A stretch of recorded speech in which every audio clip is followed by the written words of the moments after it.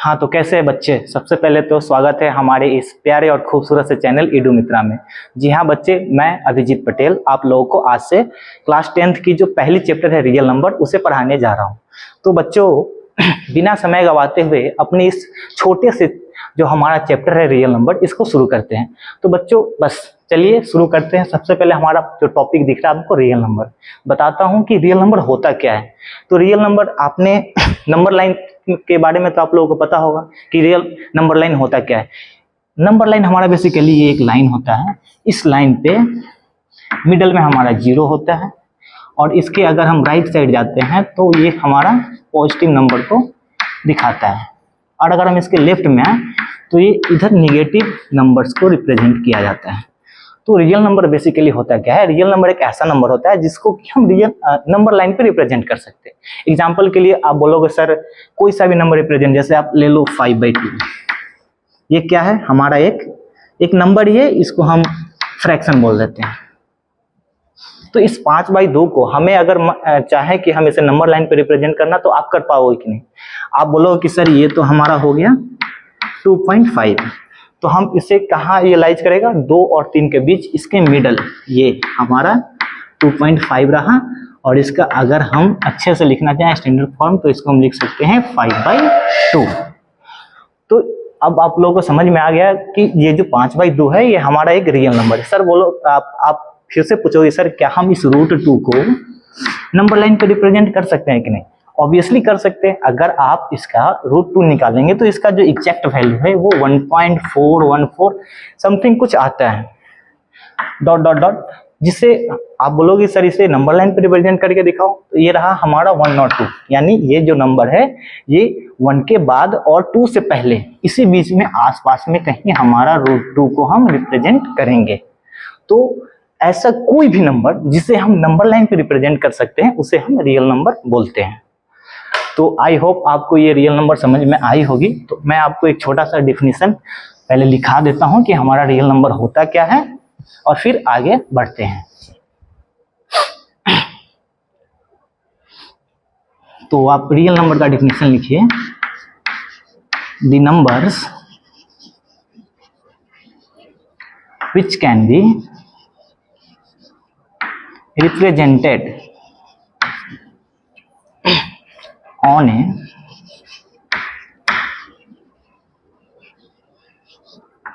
number line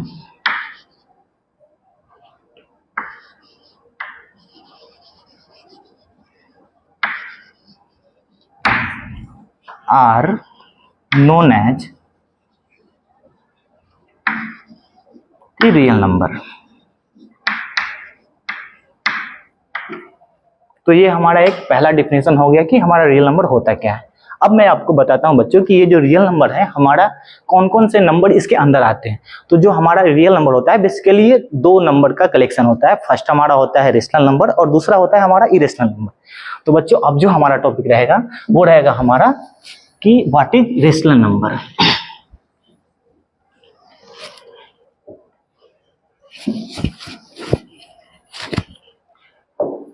तो बच्चों heading लिखिए, व्हाट इज रेशनल नंबर।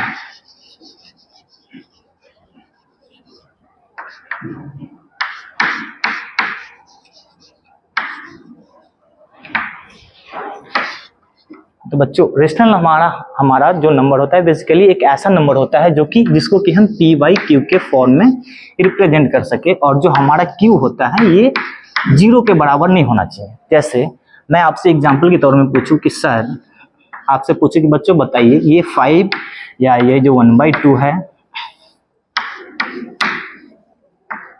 3/2 है, -5/2 है, 0, -4, क्या ये हमारा रेशनल नंबर है कि नहीं। तो बच्चों आप इसमें देखिए ये जो 5 है, ये 5 के नीचे अगर कुछ नहीं है तो हम अपने खुद से 1 लिख सकते हैं। तो आप इसे कंपैरिजन कीजिए कि ये हमारा p/q के फॉर्म में है कि नहीं। तो आप लोग देख रहे होंगे कि जी ये जो हमारा 5 है इसे हम p बोल सकते हैं, ये जो हमारा 1 है ये हम इसे q बोल सकते हैं। तो ये 5 जो है हमारा ये रेशनल नंबर है। अब आप आइए इसे देखिए 1/2, इसे भी आप कंपैरिजन करके देखिए क्या हमें ये p/q के फॉर्म में दिख रहा है। तो आप बोलोगे सर हाँ सर, ये जो हमारा 1 है ये हमारा p है और ये जो q है हमारा 2 है, तो ये भी p बाई क्यू के फॉर्म में है, तो इसे हम रेशनल नंबर बोल सकते हैं। तो उसी तरीका से आप इसे देख लो 3/2 -5/2। और आप बच्चों अब यहाँ पे पूछोगे कि सर ये तो -5 है। बच्चों हमने आपको बोला कि ये नंबर जो हमारा p के फॉर्म p है कि नहीं, p बाई क्यू के फॉर्म में है कि नहीं, ये साइन कोई मैटर नहीं करता। यहाँ पे आप चाहे तो प्लस लिख सकते हैं, माइनस लिख सकते हैं, साइन हमें कोई मैटर करता नहीं है।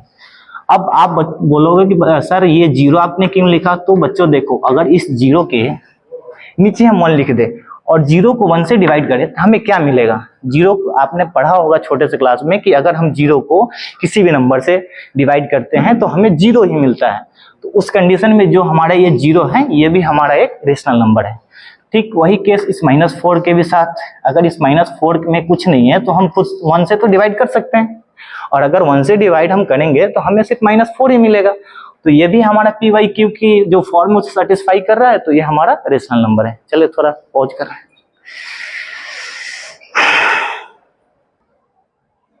हाँ तो बच्चों देखिए ये जो हमारा नंबर है 3/2, आप देख रहे होंगे कि ये भी p बाई क्यू के फॉर्म में है, तो ये भी हमारा रेशनल नंबर है। अब इस नंबर को हम डेसिमल फॉर्म में लिख सकते हैं कि नहीं।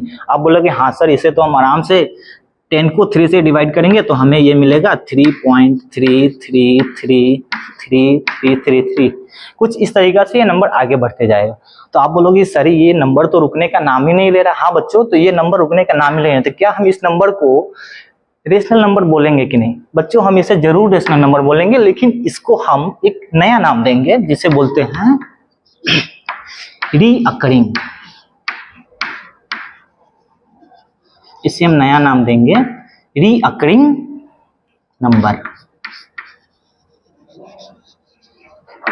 तो जो हमारा रेशनल नंबर होता है इसका बेसिकली जब आप किसी रेशनल नंबर को डेसिमल फॉर्म में लिखेंगे तो हमें 2 तरीके के मतलब 2 टाइप्स का हमें देखने को मिलता है। पहला हमारा जो होता है वो होता है रीअकरिंग, और दूसरा जो हमारा होता है वो होता है टर्मिनेटिंग। दूसरा जो हमारा होता है वो होता है हमारा टर्मिनेटिंग नंबर।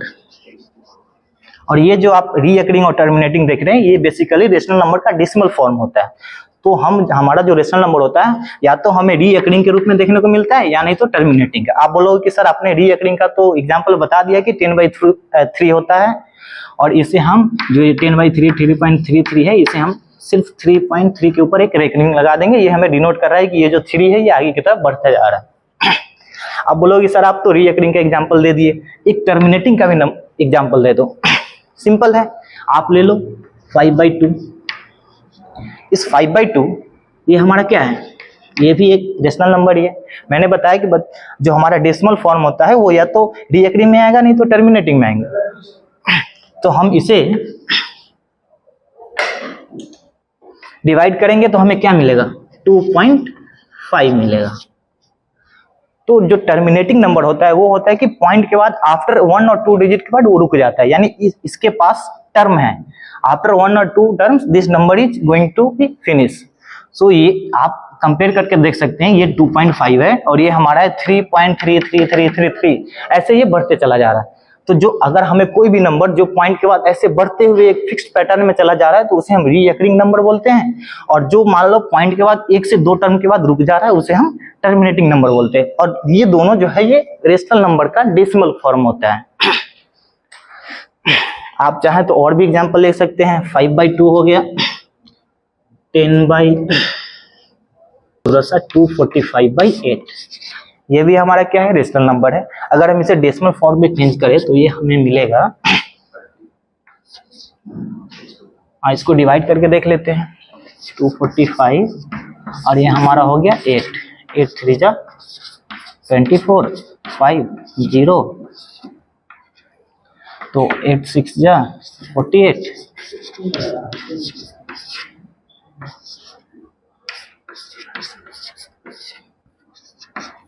तो ये हमें 30.625 ये हमारा कौन से फॉर्म में आएगा, तो टर्मिनेटिंग में। क्योंकि आफ्टर डेसिमल ये 3 आफ्टर 3 नंबर्स ये नंबर जो है हमारा खत्म हो जा रहा है, मतलब पूरी तरह से डिवाइड हो जा रहा है। तो ये रहा आपको कुछ एग्जांपल जो कि रीअकरिंग और टर्मिनेटिंग का। और ये जो हमारा रीअकरिंग और टर्मिनेटर मैं फिर से बता दूं ये रेशनल नंबर का डेसिमल फॉर्म होता है। तो बच्चे चलिए अब आगे बढ़ते हैं, हम पढ़ेंगे कि इरेशनल नंबर होता क्या है।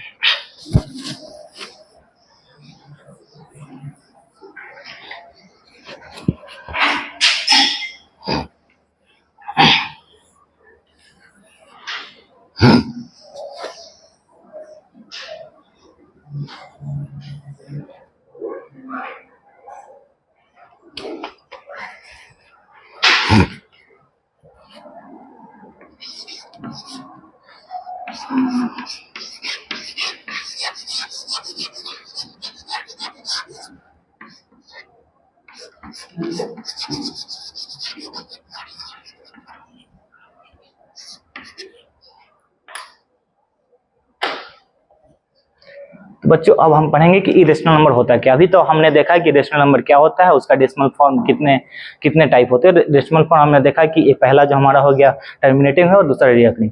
जो हमारा इरेशनल नंबर होता है यह ऐसा नंबर होता है जो कि p/q के फॉर्म में नहीं होता है, और अगर आप इसका कोई डेसिमल फॉर्म जब निकालेंगे तो हमें कोई प्रॉपर डेसिमल फॉर्म देखने को नहीं मिलता है। जैसे मान लीजिए हमारा ये √2 क्या है, एक इरेशनल नंबर है, और आपको जानना होगा कि ये √2 इरेशनल कैसे है, तो हम आपको आगे बताएंगे। इसके लिए एक प्रॉपर थ्योरम है जो कि ये बताता है, इसका प्रॉपर प्रूफ है जो हमें बताता है कि ये √2 जो है कैसे इरेशनल है।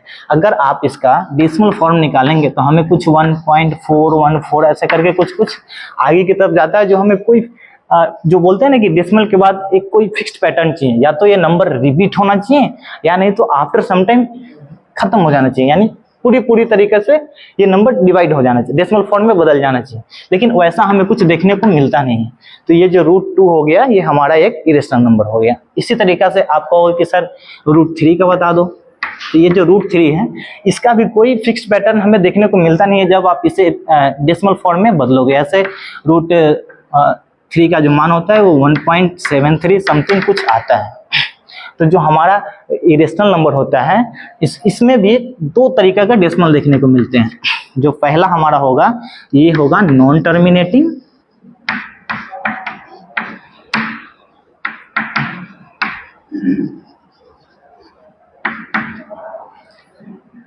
और एक होगा नॉन रिकरिंग।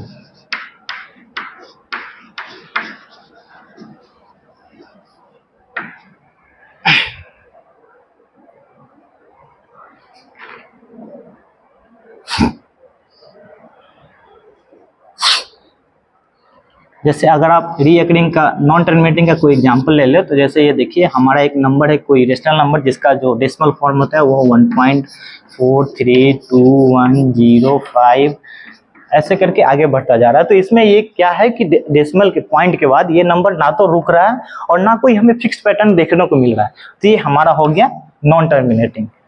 वही अगर नॉन रिकरिंग का बात देख ले तो देखिए जैसे हम कोई सा भी एक इरेशनल नंबर ले ले जिसका कि हम डेसिमल फॉर्म को लिखे हैं 0.101001 ऐसे ही बढ़ते जाए। तो ना तो हमें इसमें कोई रिपीटेशन भी देखने को मिल रहा है। हम देख रहे हैं कि पहला बार 1 है, 0 है, फिर उसका 1 है, 00 है, फिर 1 है, 000 है।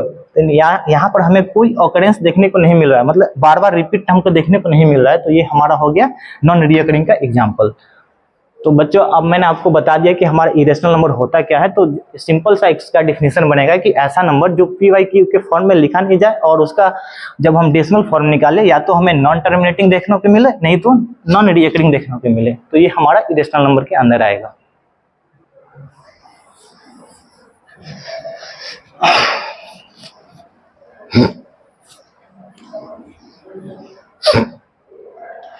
और बच्चों इरेशनल नंबर में मैं आपको एक स्पेशल केस बताना चाहूंगा पाई के बारे में। इस पाई को तो आप लोग जान ही रहे होंगे। तो जो ये पाई है इसको अगर ये सिर्फ पाई के फॉर्म में सिंबल के फॉर्म में लिखा हो तो इसे हम इरेशनल बोलते हैं।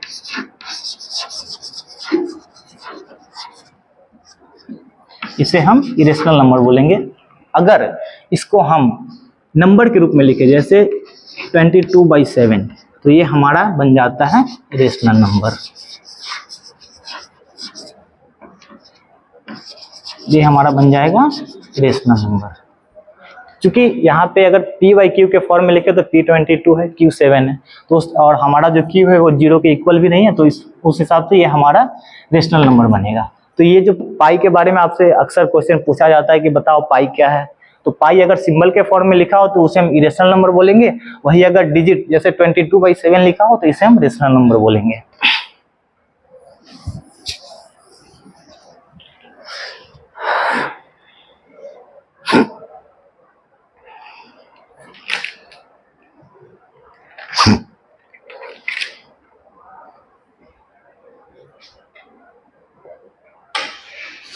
हाँ तो बच्चों अब हम देखते हैं कि रेशनल नंबर के अंदर जो है हमारा कौन कौन सा नंबर देखने को मिलता है, यानी कि रेशनल नंबर कौन कौन से नंबर से मिलके बना होता है। जो हमारा रेशनल नंबर है इसमें हमारा जो पहला सबसे नंबर आता है उसे हम बोलते हैं इंटीजर। अब बोलोगे कि सर ये इंटीजर क्या होता है, तो all the collection of the negative and positive numbers, जितने भी हमारे पॉजिटिव हो एंड नेगेटिव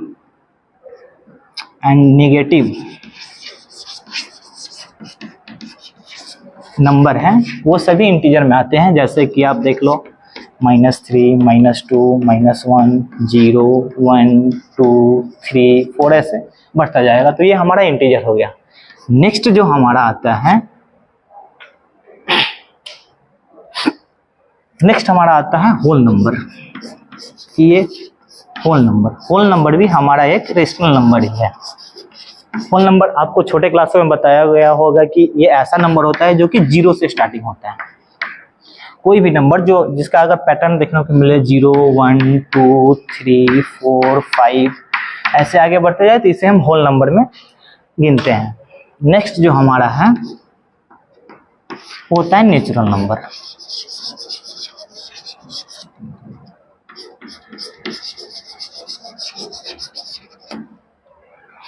अगर नेचुरल नंबर का देखें तो इसको भी ऐसा नंबर जो कि 1 से शुरू हो, स्टार्टिंग नंबर हमारा अगर 1 हो और वो 1, 2, 3 ऐसे अगर बढ़ते जाए तो इसे हम नेचुरल नंबर बोलते हैं। तो नेचुरल और होल नंबर में एक ही डिफरेंस होता है कि जो हमारा होल नंबर होता है वो 0 से स्टार्ट होता है और जो हमारा नेचुरल नंबर है वो 1 से स्टार्ट होता है। तो ये हो गई हमारा integer, whole number, natural number. और आपको और आगे बताता हूँ कि इसमें और कौन कौन से नंबर आते हैं जो कि रेशनल नंबर कहलाते हैं।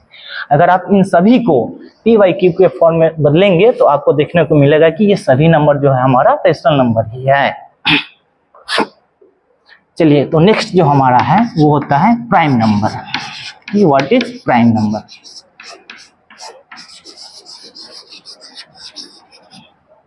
बच्चों मैं प्राइम नंबर के बारे में आपको बताने से पहले कुछ जानकारी बता दूं कि जैसे मान लीजिए हमारा ये 10 है, तो इस 10 को हम कौन कौन से नंबर से डिवाइड कर सकते हैं। सर आप बोलोगे कि, तो आप बताओगे बच्चों कि हम इसे 1 से भी डिवाइड कर सकते हैं, 2 से भी डिवाइड कर सकते हैं, 5 से भी डिवाइड कर सकते हैं और 10 से भी डिवाइड कर सकते हैं। तो ये जो हमारा 10 है ये कौन कौन से नंबर से डिविजिबल हो रहा है। आप बोलोगे सर 1, 2, 5, 10, तो उस हिसाब से ये जो 1, 2, 5 और 10 है ये क्या हुआ, तो ये इस 10 का फैक्टर हुआ।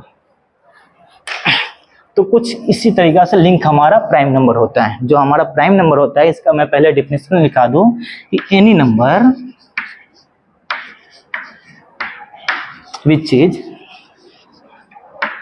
डिविजिबल बाय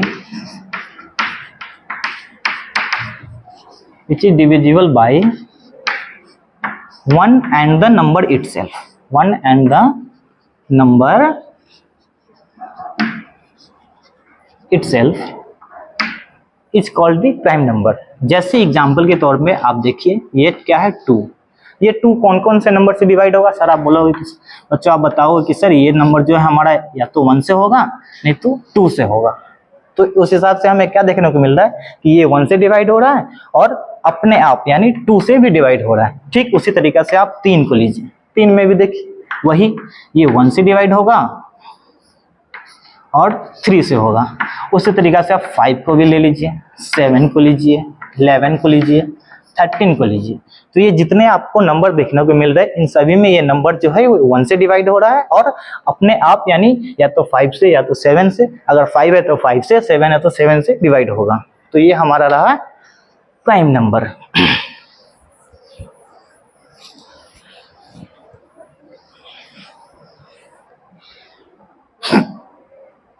अब जो हमारा आता है वो होता है कंपोजिट नंबर।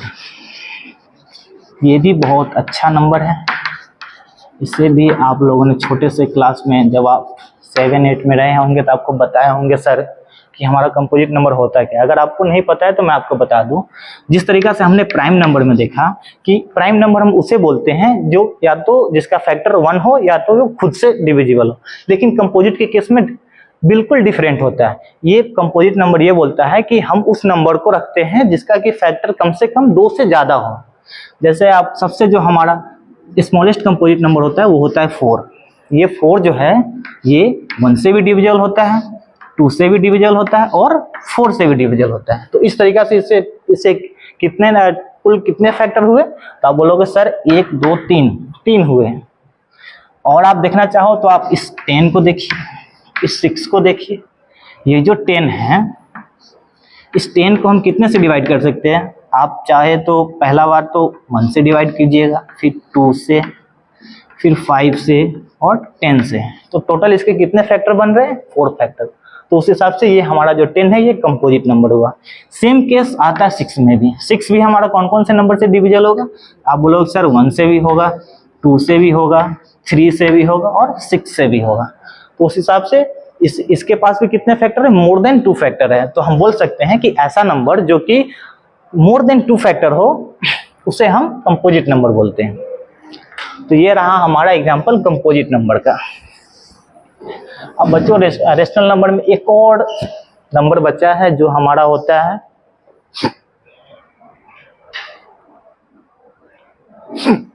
कोप्राइम।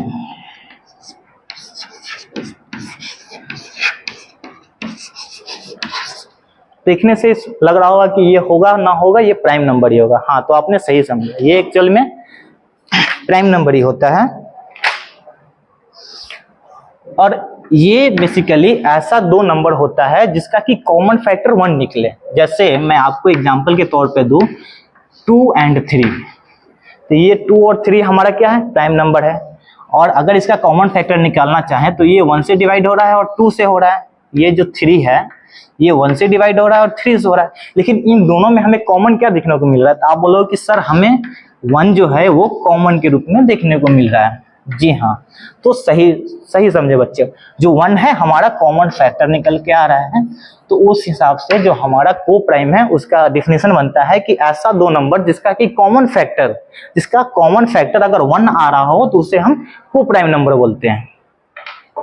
तो चलिए पहले आपको मैं डिफिनेशन लिखा देता हूं, फिर कुछ एग्जाम्पल बता देता हूं। तो आप लिख लीजिए 2 3, फिर और चाहे तो 3 और 5, ये जो है हमारा को प्राइम नंबर आएगा। और इसका डिफिनेशन लिखिए कि 2 नंबर्स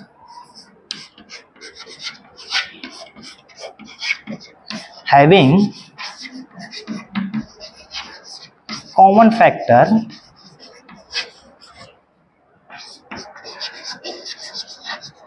एज 1, तो ये हमारा जो है को प्राइम कहलाएगा। चलिए तो अब देखते हैं हमारे इस रेशनल नंबर के अंदर और कौन कौन से नंबर आते हैं। अब जो मैं आपको नंबर बताऊंगा इसे आप तो बहुत पहले से जानते होइएगा। तो जो अब हमारा नेक्स्ट नंबर है वो है ऑड नंबर।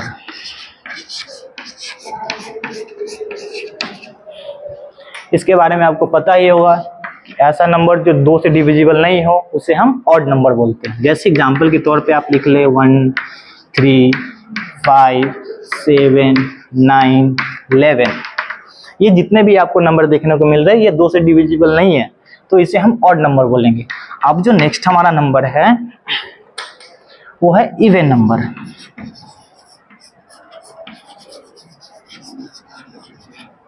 ये है क्या हमारा इवन नंबर। तो बच्चों इवन नंबर कौन से नंबर होंगे जो इवन नंबर आएंगे? तो वैसे नंबर जो 2 से डिविजिबल हो। तो 2 से डिविजिबल कौन कौन होगा? जैसे 2 4 6 8 10 12, ऐसे जितने भी नंबर है जिसे हम 2 से डिवाइड कर सकते हैं उसे हम इवन नंबर बोलेंगे। तो ये रहा रेशनल नंबर के कुछ टाइप्स, कौन कौन से नंबर रेशनल नंबर में आते हैं। और अब जो हम पढ़ेंगे वो हम पढ़ेंगे कि रियल नंबर में और आगे, जैसे कि एलसीएम, एचसीएफ, ये सब कैसे निकालते हैं। दो रेशनल नंबर हो, हम कैसे प्रूव करेंगे कि जो √2 है हमारा इरेशनल नंबर है। हम कैसे पता लगाएंगे कि अगर कोई दो नंबर लिखा हो, जैसे ये 2 + √2 5 है। अब आप हमें ये बताओ कि ये रेशनल है कि इरेशनल। तो इन्हीं सब का पता लगाने के लिए कि ये जो नंबर है हमारा रेशनल है या इरेशनल, क्या हम इसे नंबर लाइन पे रिप्रेजेंट करते हैं कि नहीं, इन्हीं सब को पढ़ने के लिए हमारा एक टॉपिक है रियल नंबर। तो बच्चों अब आपको समझ में आ गई होगी कि हमारा रियल नंबर होता क्या है, रेशनल नंबर होता क्या है और इरेशनल नंबर होता क्या है।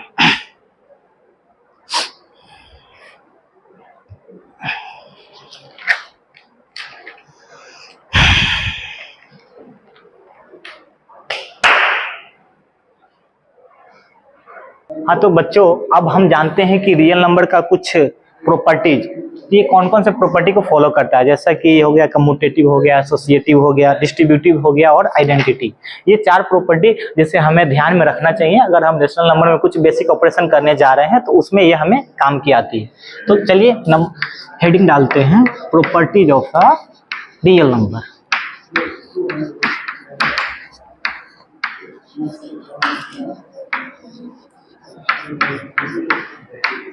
इसमें पहला लिखिएगा बच्चों कम्यूटेटिव प्रॉपर्टी।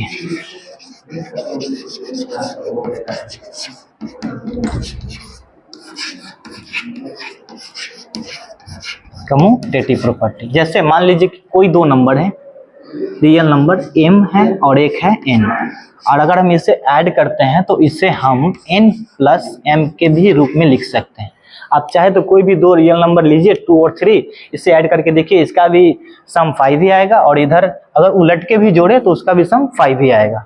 तो ये रहा हमारा कम्यूटेटिव प्रॉपर्टी। और नेक्स्ट जो है हमारा वो होता है एसोसिएटिव प्रॉपर्टी।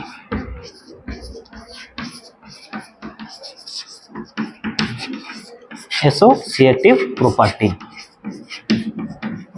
तो ये जो एसोसिएटिव प्रॉपर्टी कहता है कि अगर आप कोई भी 3 नंबर ले रहे हैं, कोई भी 3 रियल नंबर ले रहे हैं और उसे आप ब्रैकेट 2 नंबर का ब्रैकेट में रखिए और इसके साथ आप कोई तीसरा नंबर r को ऐड कीजिए, तो ये भी बराबर होगा अगर हम इसी में से किसी अन्य दूसरे को जोड़े और फिर से तीसरे को जोड़े।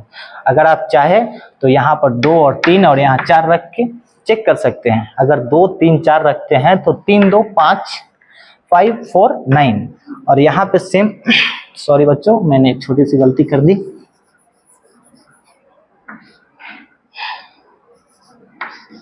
n+r। हाँ तो यहाँ पे अगर 2, 3 और 4 के रख के देखेंगे और इसको जोड़ के देखें और इसको जोड़ के देखें तो ये दोनों बराबर आएंगे। तो ये हमारा एसोसिएटिव प्रॉपर्टी को भी फॉलो करते हैं।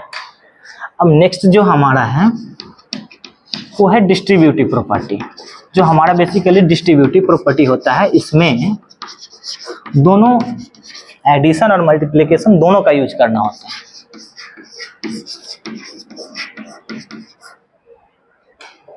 ये बोलता है कि अगर कोई 3 नंबर है a × b + c, तो ये बराबर होगा a × b + b × c के। आप चाहे तो इसमें भी कोई एग्जांपल लगा के देख सकते हैं। अब नेक्स्ट जो हमारा है वो है आइडेंटिटी प्रॉपर्टी। आइडेंटिटी प्रॉपर्टी, ये जो हमारा आइडेंटिटी प्रॉपर्टी, इसे आप देखने से ही लग रहा होगा कि कुछ सामान, हाँ तो सही समझा आपने। जैसे मान लीजिए कि हमें कोई नंबर m है, तो हम इसमें कौन सा ऑपरेशन करें कि हमें सेम नंबर देखने को मिले। आप बोलोगे कि सर या तो आप इसमें 0 ऐड कर दो तो भी हमें m मिलेगा, या नहीं तो आप इसमें 1 से मल्टीप्लाई कर दो, वहां पर भी हमें m देखने को मिलेगा। तो आइडेंटिटी प्रॉपर्टी में हम 0 का यूज करते हैं एडिशन के लिए, और जबकि 1 का अगर हम 1 से मल्टीप्लाई करते हैं किसी नंबर में तो हमें सेम नंबर देखने को मिले। तो 0 और 1 जो है आइडेंटिटी प्रॉपर्टी में मेन रोल प्ले करता है। तो ये हो गए आपके प्रॉपर्टीज ऑफ रियल नंबर, जिसका कि हम आगे जब कोई ऑपरेशन करते हैं तो उसमें इसका यूज होता है।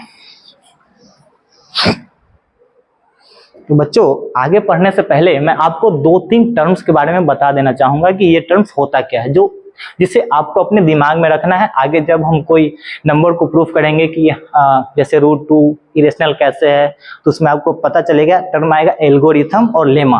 तो देखते हैं कि एल्गोरिथम होता क्या है। तो ये जो एल्गोरिथम होता है, बस इसे आप अपने दिमाग में रखिए कि एल्गोरिथम होता क्या है। तो ये जो एल्गोरिथम हमारा है, ये होता है steps for solving any problem. जैसे मैं आपको कोई दो रियल नंबर दे दूं और बोलूं कि उसका आप एलसीएम निकालो, तो आप क्या करोगे? स्टेप बाय स्टेप पहले आप उसका फैक्टराइज करोगे, फिर लिखोगे, फिर एक एक करके देखोगे कि इसमें कौन कौन सा कॉमन है। तो वो जो हम स्टेप बाय स्टेप आगे बढ़ रहे हैं, उसी को हम लोग एल्गोरिथम बोलते हैं। नेक्स्ट हमारा है लेमा। ये लेमा क्या होता है? आप लोग इक्विली डिवीजन लेमा आपके बुक में है, जिसमें मैं आपको बता दूंगा कि होता क्या है। बेसिकली इस बार तो आपको पूछा नहीं जाएगा, लेकिन मैं आपको बता दूंगा कि इक्विली डिवीजन लेमा होता क्या है। तो लेमा क्या होता है? तो लेमा जो है हमारा, ये एक प्रूवन स्टेटमेंट होता है। ये हमारा प्रूवन स्टेटमेंट होता है जो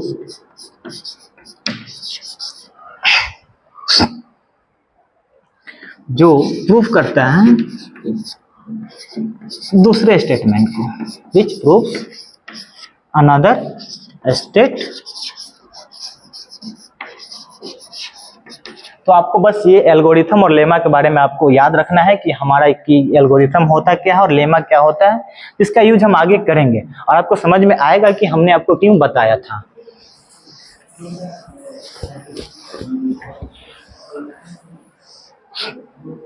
हाँ तो बच्चों अब आप हेडिंग डालिए।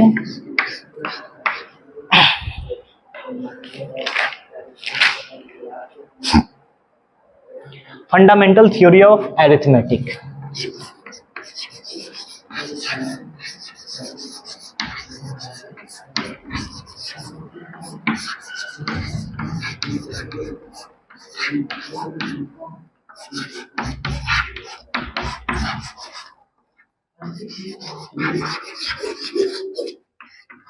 फंडामेंटल थ्योरी ऑफ अरिथमेटिक बंद कर रहा है।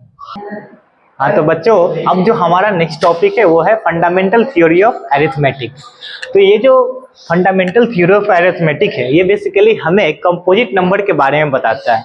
ये थ्योरी जो है हमें बताता है कि अगर कोई भी कंपोजिट नंबर है, अगर हम उसका फैक्टर निकालते हैं, जैसे मान लीजिए कि ये 20 क्या है, हमारा एक कंपोजिट नंबर है।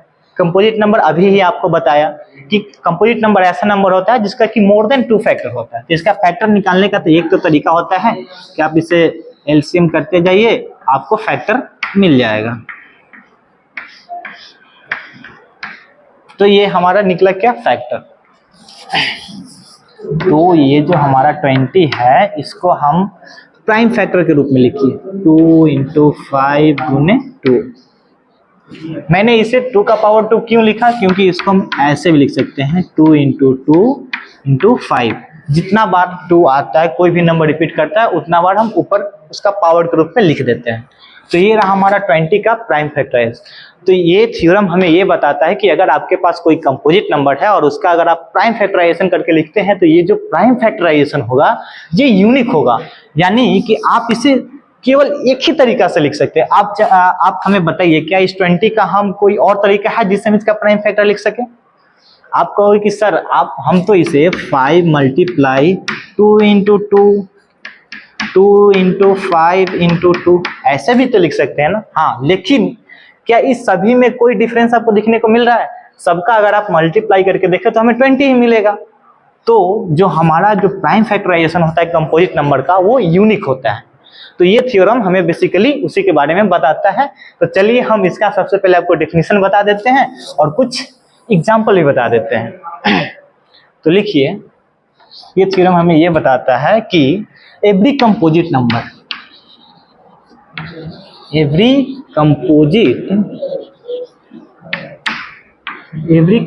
Number can be expressed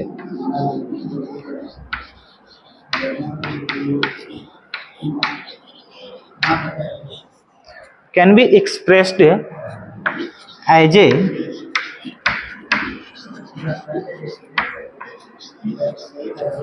A product of prime and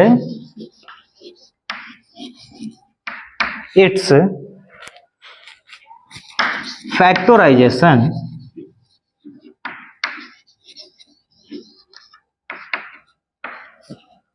factorization is unique.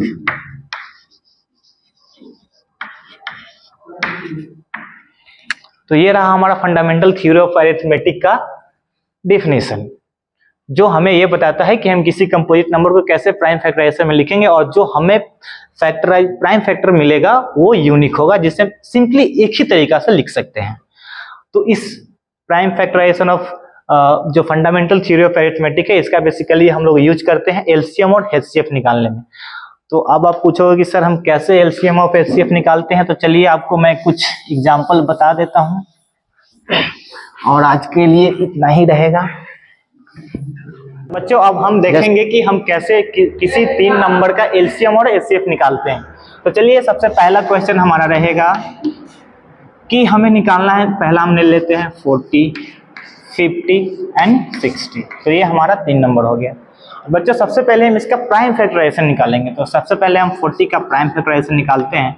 तो देखिए प्राइम फैक्टराइजेशन निकालना बहुत ही आसान है, आप बस नंबर को लिखिए और लॉन्ग डिवीजन मेथड तो आप जानते हैं, तो इस तरीका से आप इसका प्राइम फैक्टराइजेशन निकाल सकते हैं।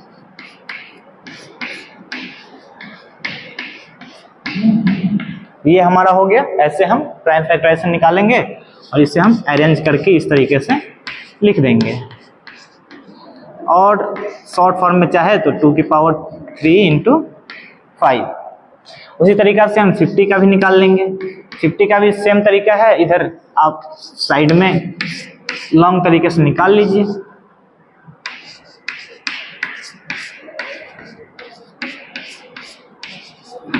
तो ये हमारा दे देगा 2 × 5 × 5। उसी तरीका से आप 60 का भी निकाल लीजिए और इसको भी आप जो पावर का टर्म्स होता है उसमें लिखने में बेहतर रहेगा। इस 60 को यहाँ लिखिए। उसी तरीके से 60 का भी यहाँ पे साइड में लॉन्ग डिवीजन मेथड से निकाल कर देख लीजिए। 2, 15, 3, 5, 5। तो ये हमारा आया 2 × 2 × 3 × 5। तो लिख लीजिए यहाँ पे 2 × 2 × 3 × 5। इसका भी पावर के टर्म्स में 2 का पावर 2 × 3 का पावर 1 × 5 का पावर 1। तो बच्चों देखिए एलसीएम निकालने और का एक मैं आपको पावर्स के टर्म में बताना चाहूंगा कि हम कैसे किसी 2 नंबर का एलसीएम लिखते हैं। एक्चुअली हमने 3 नंबर का एलसीएम निकाल रहे हैं, तो इधर लिखेंगे कि एलसीएम ऑफ 40, 50 एंड 60।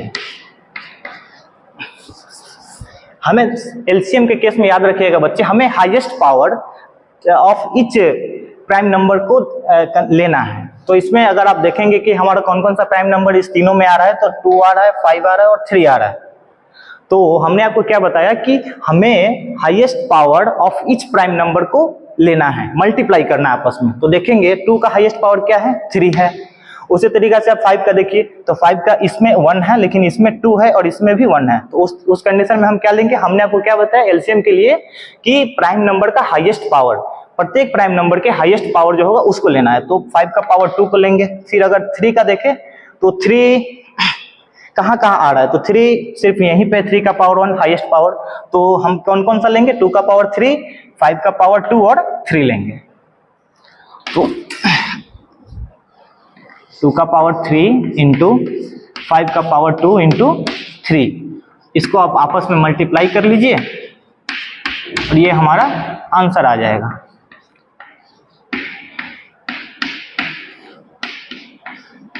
ये हमारा एलसीएम मिल गया।